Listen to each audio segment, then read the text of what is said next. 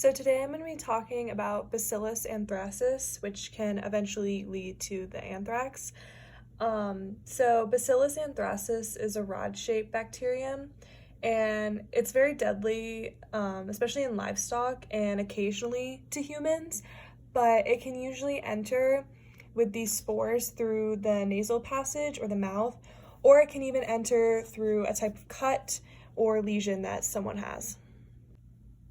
So here we have the bacteria capsule, and it has a layer on the outside made of peptoglycan, and this protective layer helps evade the immune system.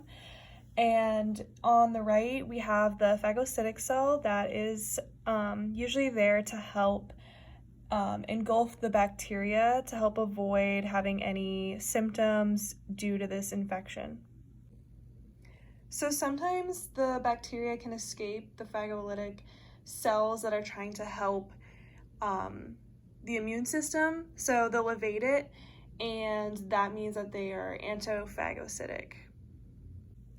So these exotoxins are produced by the Bacillus anthracis, and the first one is an edema factor, and that's when there's high amounts of CAMP, and that leads to edema, which basically a ton of inflammation happens, and so that can be one of the symptoms from this pathogen.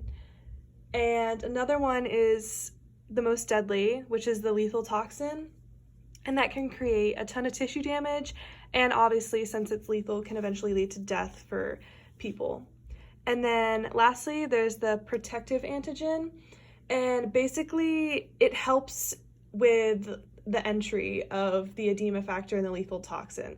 So it helps that enter your system and basically create this destruction of cells.